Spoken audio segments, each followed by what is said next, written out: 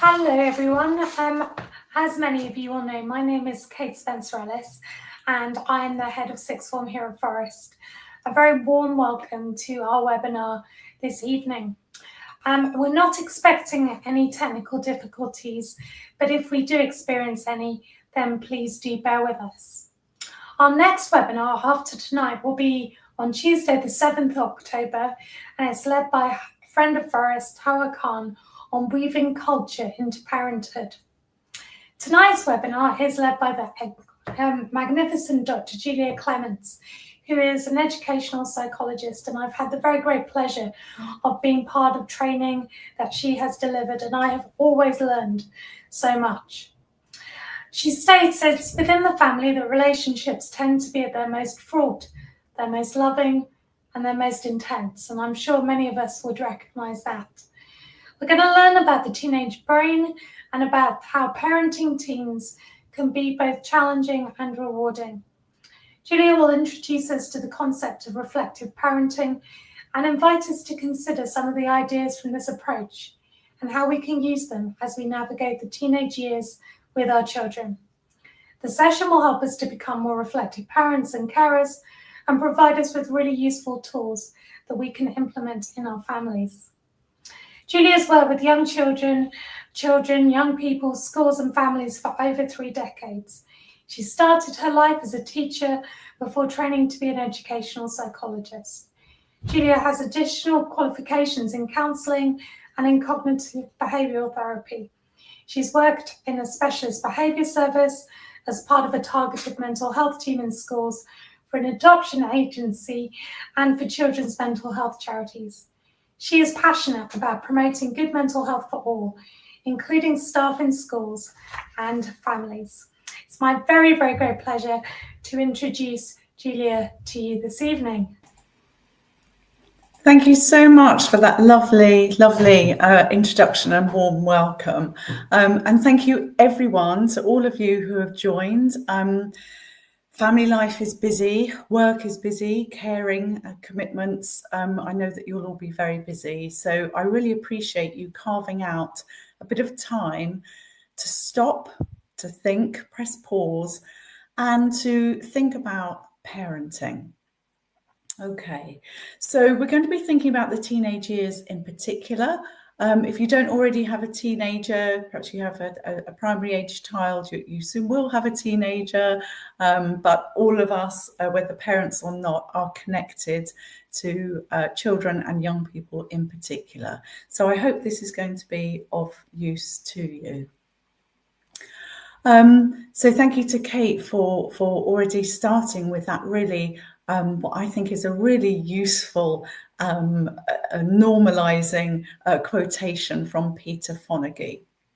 Now, Peter Fonagy, until recently, was the CEO of the Anna Freud Center. He's a renowned clinical psychologist and psychoanalyst, has written many papers, and is very interested in the psychology and the dynamics within families. And really helpfully, Peter's let us know that it is within the family that relationships tend to be at their most fraught, their most loving, and their most intense. And I've put a couple of links there to a video of Kevin. And many of you will know of these videos. Kevin was made a popular character. I think it was Harry Enfield and Kathy Burke, Kevin and Perry. And through comedy, through finding the lighter moments, kind of showed just how difficult it can be at times to understand your teenager and really connect with them. So when you have a moment, do feel free to have a look on YouTube. If you just Google Kevin videos, all the links are there. And that's just to kind of remind you that parenting teenagers is hard. It is a tough job. So what I'm going to do throughout these slides, obviously I'll be leading and I'll be talking through the slides, but so that it's really helpful to you, it's often useful to grab a piece of paper and a pen, or make some notes on your iPad or on your phone or whatever, just so that you have a bit of a record that you can go back to or think further about after this webinar. So grab something that you can make a quick note on. And then I want you to just think of yourself when you're parenting at your best. Now, we don't often take time to think about this. We're often really quick to jump to, well, I know when I got that wrong. I know when I stuffed that up. I know when I was useless at this or that.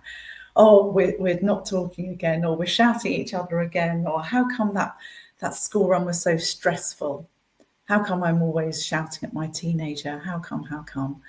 But I want us to start with you thinking about you at your best. Not when things are perfect, there's no such thing, but when you're doing things as best you can. And here are some prompts. So when you are being the best parent that you want to be, what's going on for you? So how are you feeling? What are the feelings associated with you when you think, I'm doing okay here? I'm parenting at my best. What sorts of feelings does that bring up for you? And what are you doing? How are you behaving? What would a fly on the wall see when you feel that you're parenting at your best? What's your body language saying, for example? How are you acting? And then think again about you at your best. What sorts of things are you saying? And how are you saying it? And importantly, can you get in touch with how your body feels when you're parenting at your best, when you're doing your best? How does your body feel? Because it's really important. If we can get in touch with our thoughts, our feelings, our behavior, and also the bodily sensations, what's going on for us when we're doing things, we're being the best parent that we can, it can be really useful to try and get in touch with that. So, for example, if you're feeling relaxed and you notice that your body feels relaxed, if you notice that you're speaking just normally, and you're not shouting, and you're not being sarcastic, and perhaps you're sitting down rather than standing up. It might be those sorts of things that can be useful to get in touch with, because then when you're feeling like you're not parenting how you want to, it could be useful to go inwards and think, right, let me just check how I'm feeling. Let me just check how my body's feeling. Let me just check what I'm saying, how I'm saying it, how loudly I'm saying it, the tone that I'm using, and so on. They can be really useful things just to catch ourselves. Okay, so I hope in that little activity you've been able to sort of get a bit of a picture of you at your best, when you're parenting at your best. And just to say, of course, if you're here with your partner, spouse, or your child's other parent, you might want to give each other a bit of feedback about when you see each other at your best. Or if you're not able to attend together, maybe that's something you can talk about after this webinar, thinking about when you're doing well together as parents and appreciating each other when you're doing things well. So why is it so tricky for us to parent our teens at times? And what I want to emphasize in these next few slides is that the teenage brain is different from the adult brain. Okay, so teenagers, as we go through teenage, the period of being teens in our lives, we are actually wired differently. It's a time of a lot of change, including in the brain. So we know that teenage brains actually are designed for risk-taking. The teenage brain is a lot more sensitive to dopamine. Now, if you know anything about dopamine, you know it's like a happy neurotransmitter. It can make us feel really happy. The more dopamine we have circulating around our brains, the happier we feel. So it's quite addictive. Getting dopamine into our system and having more circulating is something that we crave, but especially so if we're teenagers. So it's more likely that during your teenage years, you're going to have bigger cravings, stronger cravings of dopamine-inducing experiences. Now, that will be different for different teenagers, but I love this picture here. There's a car, there's a couple of kids on a skateboard, and there's a rope. A really, as an adult, I'm looking at it thinking a potentially dangerous scenario. The teenage brain sees a really wonderful risk-taking experience. It's so thrilling. When you survive something that's risky, the feeling that you get is like euphoric. So it's so rewarding for teenagers to engage in risk-taking because of that effect of dopamine on them. And I want to say a little bit about something that's known as cognitive dissonance. Now, this is where you think, but hold on, my teenager is really smart. They're really bright. They know that tying themselves onto the back of a car that could accelerate really quickly, especially if their friend's behind the wheel, whilst they're on a skateboard near their mate, is a really, really foolish thing to do. So cognitively, yes, they may know that. But cognitive dissonance is when we know something, but we behave in the opposite way anyway. And you'll have cognitive dissonance. You would have had it, you would have experienced it today, I'm sure. So I had it just before coming onto this webinar. I was a little bit hungry, and my brain, my cognition knows that when you're hungry, have something nutritious and sustainable, like a banana. What did I do? I had a couple of chocolate biscuits.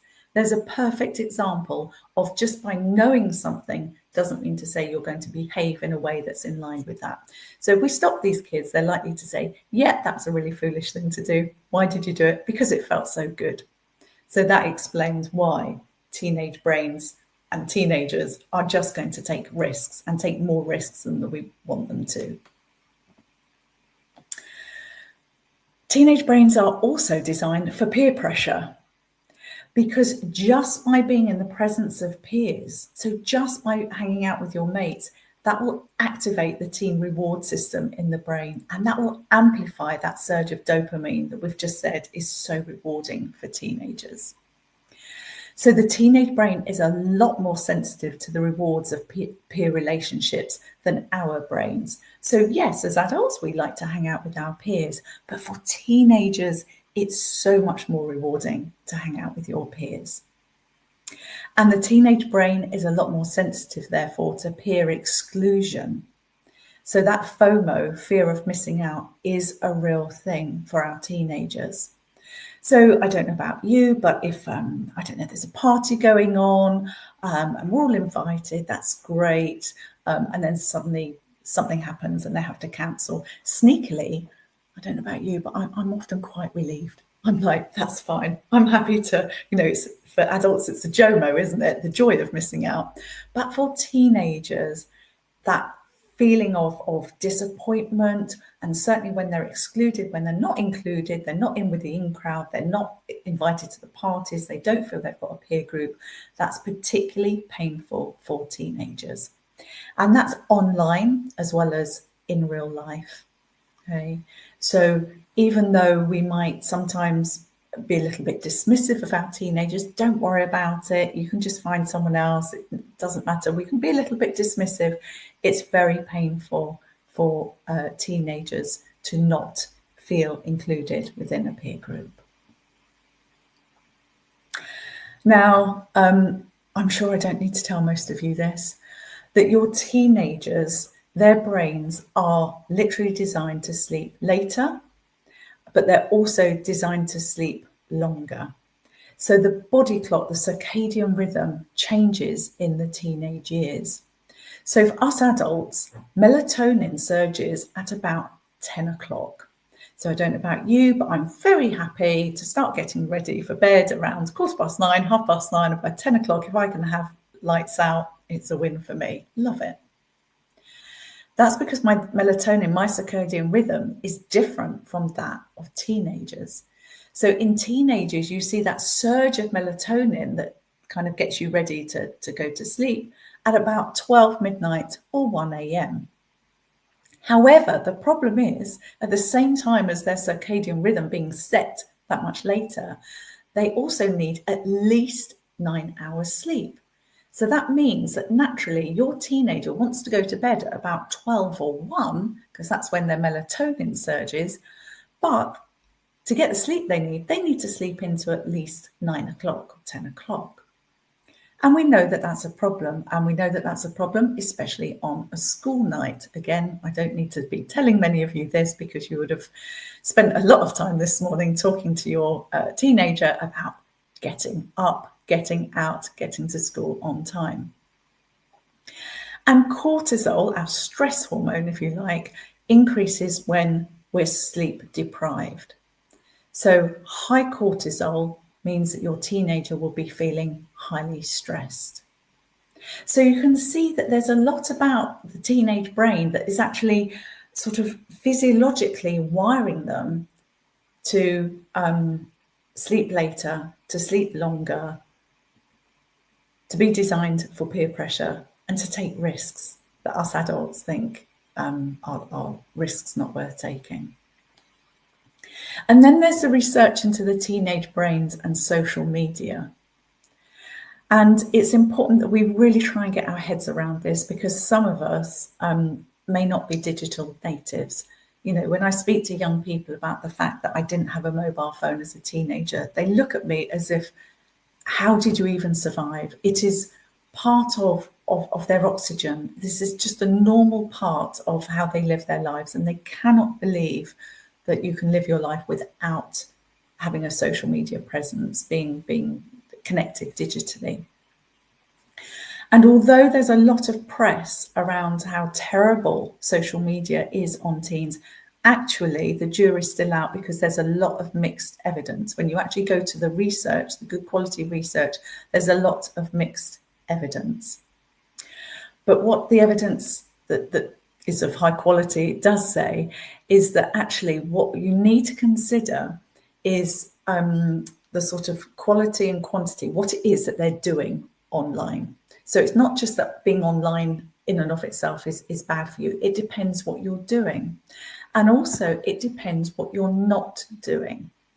So for example, if your teenager is spending so much time online that it means that in real life, they're not sleeping properly. So if your teenager takes their phone to bed, it's likely they're not going to get a good night's sleep. If they're spending so much time online that they say they don't have time to walk the dog, or to go for a bike ride, or to do, join a sports club, if they're not getting that regular exercise, and if they're spending so much time online but not actually using it as a study tool, it's that can be harmful. Okay, so being online and having a social media presence in and of itself isn't problematic. And of course, there are lots of positive aspects of social media as well. So for example, a lot of teenagers actually report that they get a lot of information and support by going online. So it's important that us oldies don't demonize tech, but we must guide our young people to use it widely. So co-create boundaries that your young people will respect. A lot of young people tell me actually it's quite useful, though they resist it at first. For example, if their parent takes their mobile phone for them and charges it in their bedroom overnight rather than the teen bedroom overnight, and they can tell their mates the next day, yeah, the reason I wasn't texting you back at 3 o'clock is because my parents have my phone, and that's just how it is at home. So think about how you can co-create those boundaries, and encourage your teenager to be critical when they go online, when they're exposing themselves to content. Be critical about it, think about it. There's a lot of misinformation online, there's a lot of false images and so on, and help them think about their digital well-being. So if it is getting in the way of them sleeping, exercising, studying, connecting in the real world, then you need to intervene with them there. Okay, so we've got some understanding now that our teenagers, they are wired differently during the teenage years. So hopefully that gives you a little bit of insight into why, for example, it's so important for them to take risks. They want to sleep late, They want to be connected online a lot of the time. A really useful metaphor that I've come across is one that Sheila Redfern has used. And she talks about teenagers as being like cacti. She reminds us that when your teen is prickly, it's often because they want you to go away. But at the same time as them wanting you to go away, they also crave that closeness and connection to you.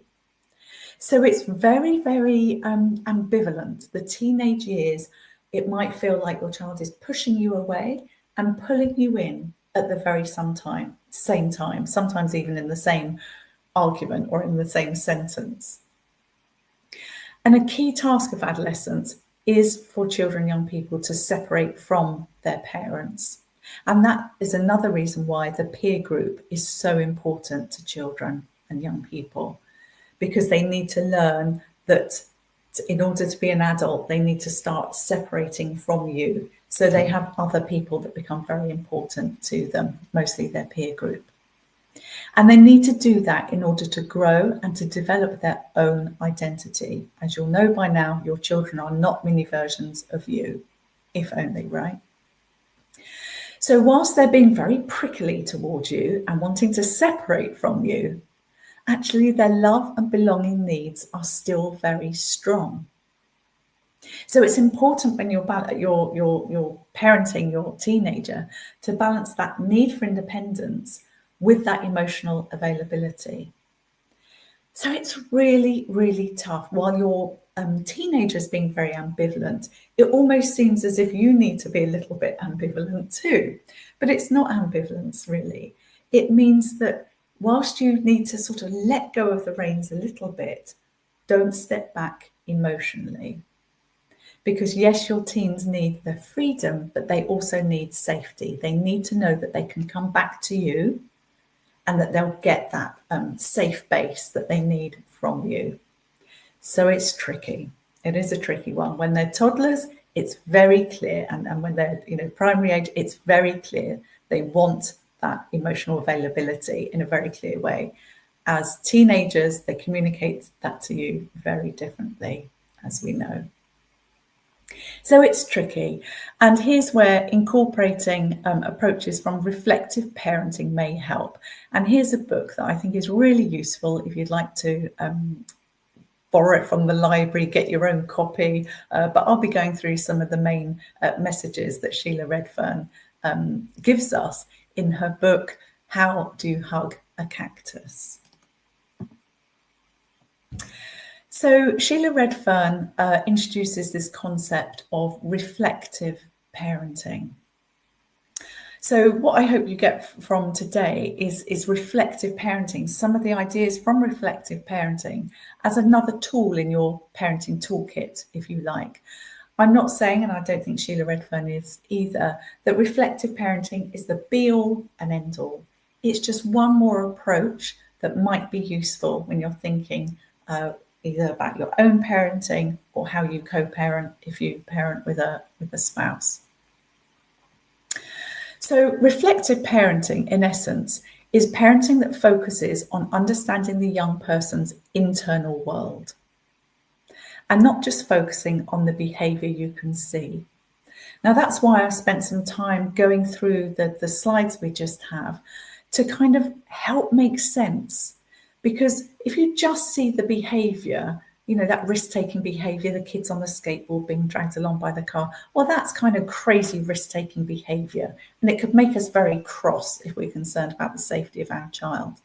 But what we need to do is try and understand what's going on inside for your child, not only what's going on in their brain, as we've just gone through, but also in their minds, their thoughts, feelings, and emotions.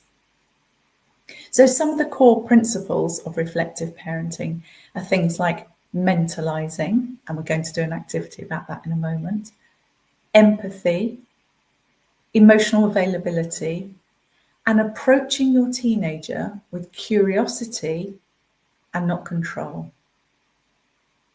So reflective parenting doesn't start with the child, your young person, and how we can get them to change, it starts with you. And again, that's why we started this session right at the beginning. I wanted you to start to think about yourself when you're parenting at your best, because parenting starts with you. We think it starts with our children. It doesn't. It starts with us. So self-reflection is a key parenting tool, right? That's self-awareness. You know, have you ever had a discussion with your partner or your own parents or other parents, or just thought to yourself about, where do my ideas about how I parent come from? Where do I get these ideas from? A lot of our ideas come from how we were parented ourselves. Some of us just fall into how we parent from how our parents parented us. It's almost like a default position. How many of you said, my goodness, I just sound like my own mother there, or my own father there? Sometimes we're very aware of how we were parented and don't want to parent like that. We make conscious decisions to parent in a very different way. It might be that you have cultural beliefs about respect, for example. You know, that in your particular culture, respecting your parents is absolutely fundamental. So when you then experience or sense disrespect from your teenager, that can be incredibly triggering for you. So self-awareness is really important. Perhaps have a think about, where do I get my ideas from? Do I read about them? Where do I get it from? Social media. We get our ideas about how to parent from all sorts of sources. Another thing, an important thing for us to think about is being aware of and managing our own reactions to our teenager. As Peter Fonagy said, that quotation right at the beginning, my goodness, you know, we know how to push each other's buttons in families. Family life can be incredibly intense. And sometimes we can end up behaving in certain ways or reacting in certain ways. Before we know it, we're reacting and behaving in ways that we don't want to. We'd prefer not to. So it's important that we've got strategies for staying calm and regulated ourselves. We often go straight into trying to calm and regulate our teenager, but a dysregulated brain cannot calm and regulate a dysregulated brain. You need to be calm, in control, responsive, not reactive, before you can do that for your teenager. Just like when you were parenting them as babies or toddlers, you had to keep your cool in order to then be able to calm your child. Being able to self-reflect also means being able to reflect on things that went well or not so well, and that's absolutely fine. And don't forget to reflect on those things that went well. 9 times out of 10, the parents that I know are doing a much better job than they think they are. You don't give yourself enough credit. And also, being able to self-reflect means that you're able to change and develop your parenting as your child develops and changes. We can't just parent the way we've always parented, because we're parenting a brain at a different stage of their development. Yeah, your relationship grows, and you have to grow with it as well as your teenager. Okay. So what does this look like? We're going to do an exercise shortly. So if you haven't already, please go and get a piece of paper and a pen, or go to the notes section on your phone. So parenting, reflection, and action. What does it look like? It looks like pausing, reflecting, and responding rather than reacting. Now that's good advice that many of us could take in our interactions with anyone, not just our teenagers, right? And it means being able to manage your own emotional reactions. So being aware of what's going on for you and how do you take care of that. And by taking care of that, it might mean stepping away. It might mean going to make yourself a cup of tea. It might mean, going to the loo to, just have a bit of peace and quiet for a moment, or sitting in your car for an extra few moments before going into the house.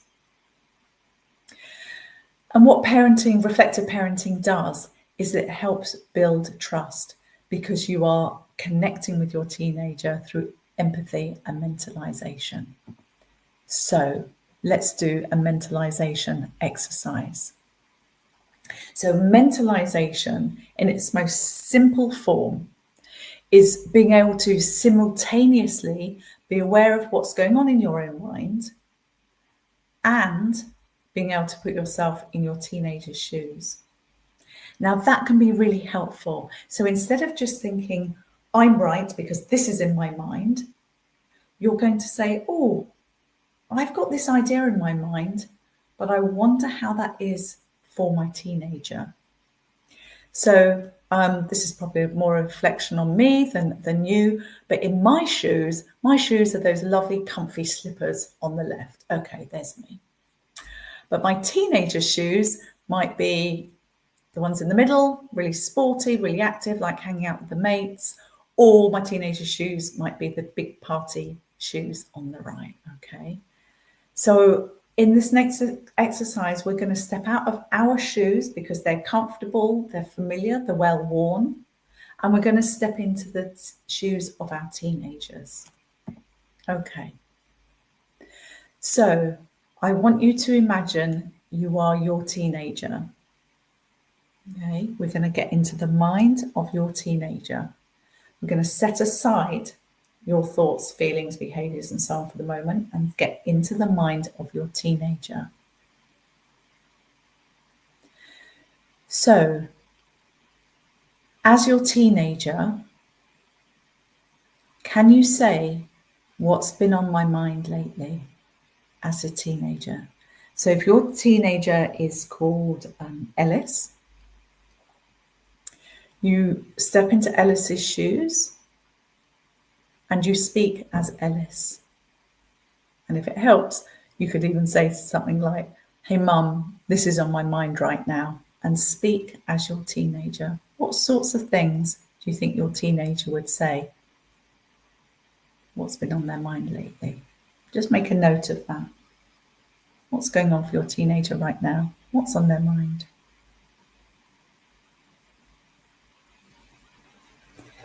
Then, can you think about, what do I wish my parent understood about me? Again, thinking as your teenager, what do you think they really would like you to understand about them? Might be how important their breakup was. Might be how difficult they're finding school at the moment. Might be they're feeling really anxious and they don't know why.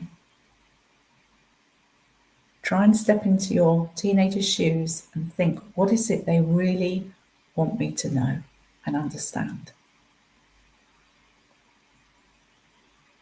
Make a note of that.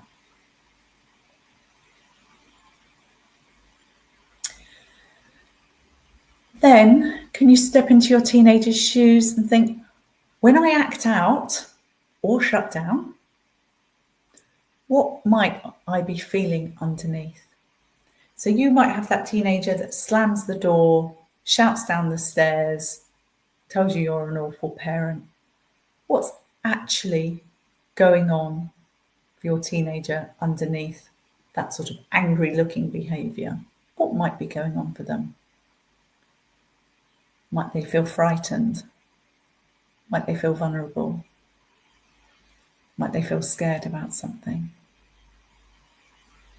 And equally, your child who goes into shutdown, you might have a teenager that just doesn't want to talk to you, goes very, very quiet, doesn't communicate, hood up, or looks at you under their fringe, whatever it is. What might be going on for your teenager? So once you've made a note of that, think about what helps your teenager feel safe, seen, and supported. What is it they actually need?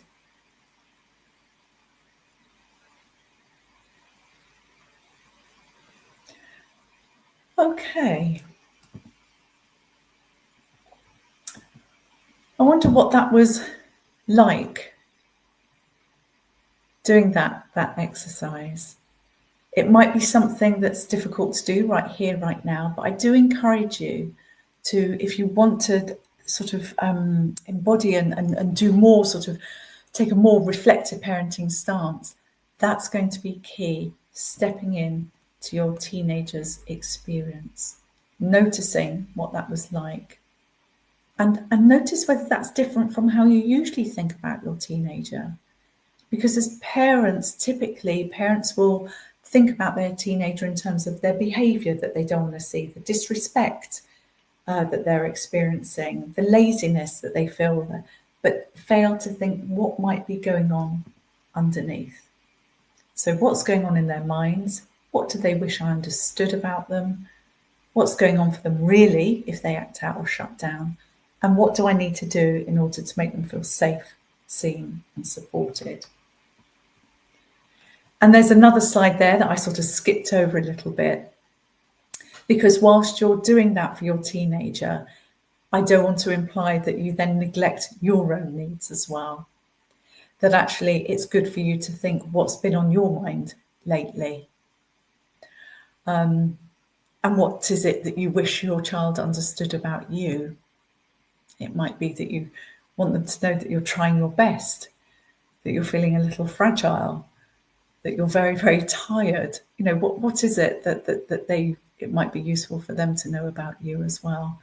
And equally, if you do shout at your child, say something that you really didn't mean to, can you get in touch with what might be going on underneath for you and communicate that instead? Can you say, I feel incredibly frustrated. That's why I shouted. Or can you catch yourself beginning to feel frustrated and sort of press pause so that you don't have to shout in order to express your frustration? And in terms of what helps you to feel safe, seen and supported, that's not necessarily your teen's job to make you feel safe, seen and supported. But if you have a partner, if you have friends, or even reaching out to a parent advice line or a support group if you need to, because you need to feel safe, seen and supported as much as your teenager does. So hopefully you notice different things about your teenager by doing that sort of exercise. And it was slightly different maybe from how you usually think about your teenager, by really sort of putting on their party shoes or putting on their sports shoes, literally thinking about what might it be like to be my teenager. So there's a real balance, like I said earlier, around this kind of staying connected. Now that's staying connected, that mentalizing that you've just done, that mentalizing exercise will help you stay connected. But at the same time, you need to give your teenager that kind of bit of freedom. You need to give them that experience of feeling safe, connected to you, but free to explore life or aspects of life for themselves.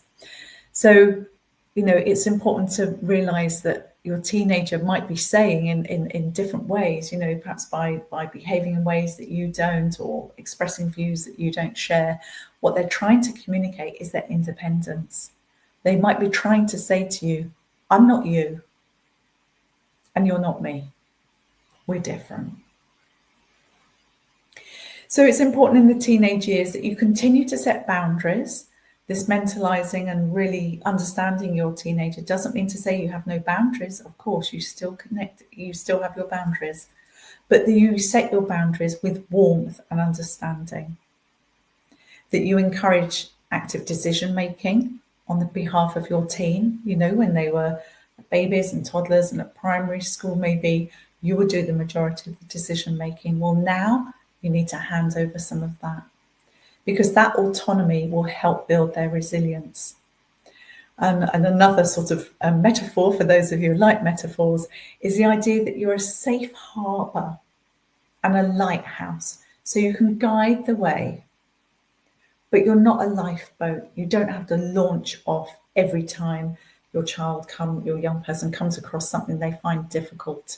They're finding difficult. You don't have to go into rescue mode. You can stand still, be that safe harbour, and be that guiding lighthouse.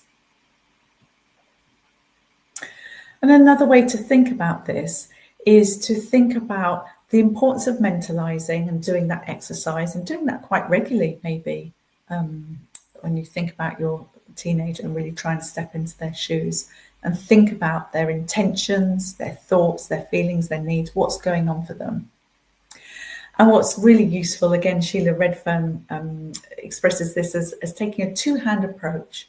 So on the one hand, you mentalize your team. You really, really try to get into the minds of your team. And on the other hand, that in and of itself isn't enough. On the other hand, you encourage them to make informed decisions, informed choices, encourage them to be autonomous, for them to have agency, but also to take responsibility. So it's that kind of two-handed approach. It's not one or the other, but keeping those two things in balance. And thinking ahead, we've just got a couple more slides. So these are more takeaways and reminders that when we communicate with our teenagers, really we're trying to seek connection. And when they communicate with us, they're trying to seek connection. Sometimes it feels like they're doing the opposite, when they say terrible things to you, or they're shouting and screaming and, accusing you of being the worst parent in the world. Actually, communication, usually from teens to parents, is about connection. So we need to think about making sure that our teenagers feel heard, because listening without judgment builds trust and opens that dialogue. If we say that we're open to listening to our teens, but then we disapprove of what they say to us, that will shut them down. So we need to actively listen to them. Use open-ended questions. So if ever you're not sure, a good one a kind of short way of encouraging your child to say more is just to literally say, tell me a bit more about that. That's a perfect open-ended question, because you're just inviting them to tell you anything more they want to add. Validate emotions. So it's very easy for us either to dismiss and kind of almost poo-poo emotions that can be really heightened in the teenage years, or to make things sort of better. Or don't worry about that. You'll have another boyfriend. You'll have another girlfriend. There's plenty more fish in the sea. Actually being able to stay with the emotion and let them know that sounds awful. I'm really sorry you're going through that. Validates that teenager's emotions and makes them feel heard. So validate those feelings before problem solving. Many of us want to jump in with the problem solving, make everything okay, fix things. So make sure you use I statements.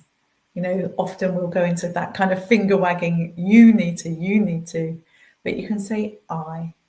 Start with I. I find it really difficult when you're screaming at me, and I really want to hear what you have to say.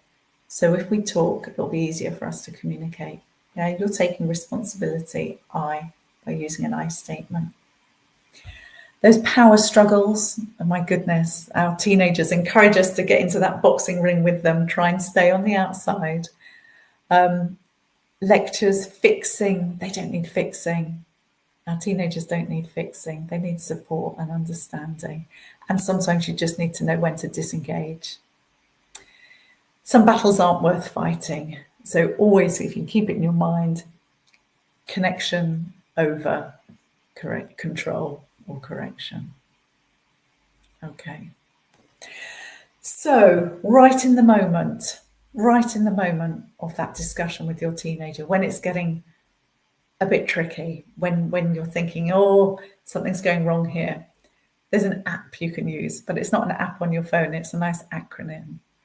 So pay attention and be curious. So it might be, you say something like, this sounds like it's important to you. Tell me more. Might not be important to you as the parent, it is important to your teenager. And if you want to step in their shoes and be more reflective with them, you're going to have to validate that it's important to them. Perspective taking. Let them know that you get what they're saying, you get their perspective. So you might say, okay, so you felt really, actually quite lonely. You felt quite lonely. That's what I'm hearing. When everyone went into town without you, you weren't invited. Is that right? Is that what happened?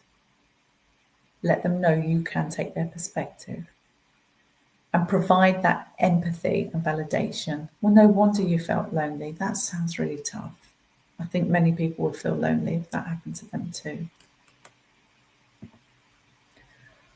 Okay, so just before we finish the main part of this presentation, here are some tools that hopefully you'll be able to take away from this session.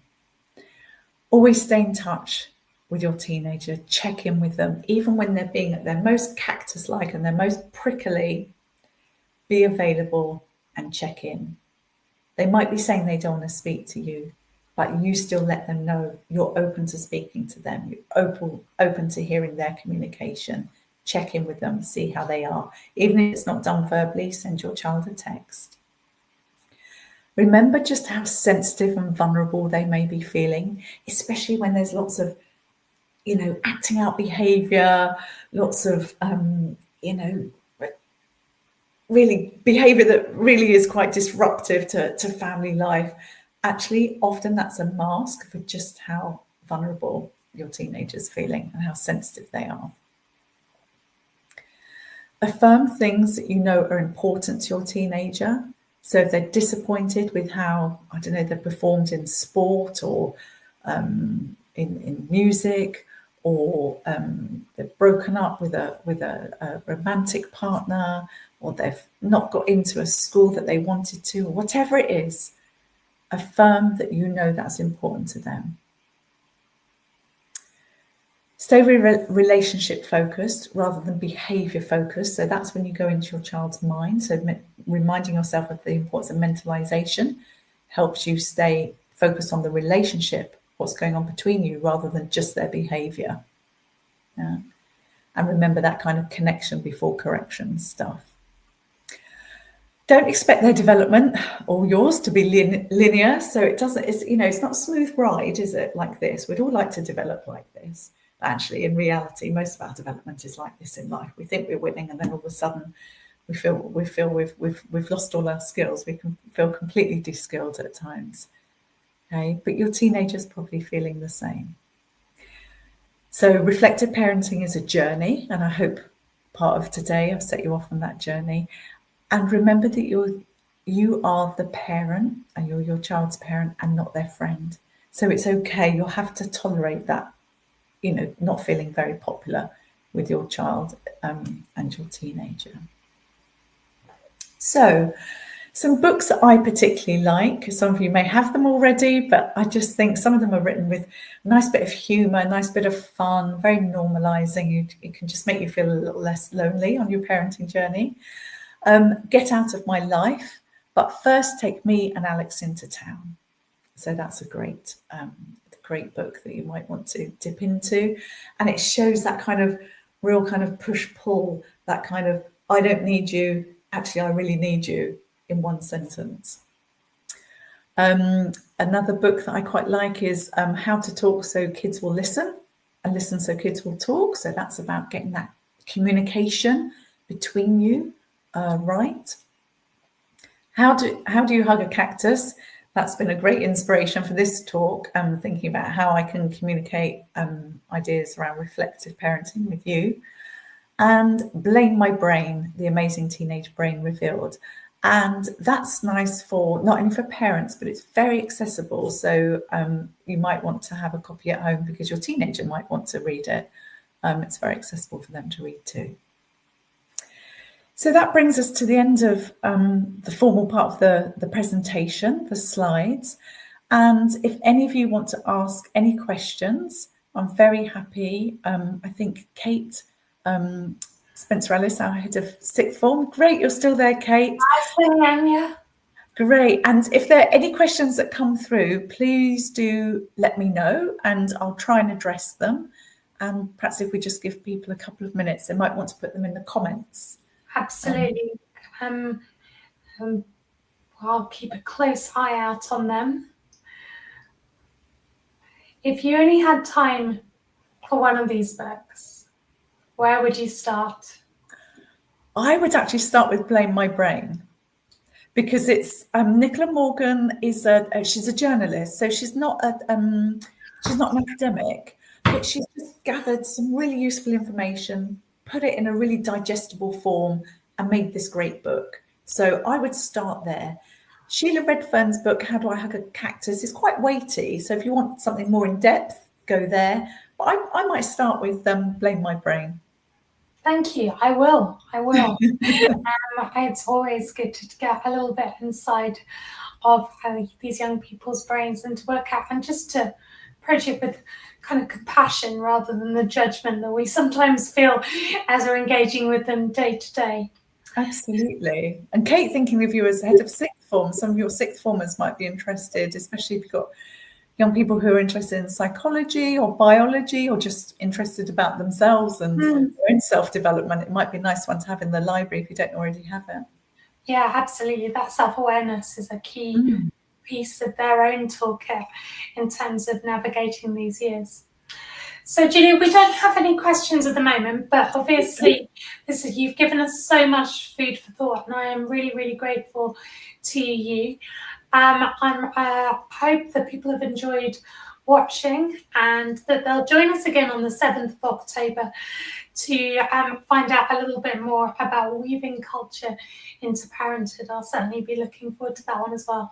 So, Julia, thank you so much. As ever, a complete pleasure to hear your wisdom and your nuggets, and just to listen to you speak so calmly and thoughtfully and empathetically about teenagers is just always a complete joy and delight. So thank you so much. Thank you for having me, and thank you to everyone who's been part of this, and I hope you found it useful. Have a good rest of your evening. Thank you very much. Thank you.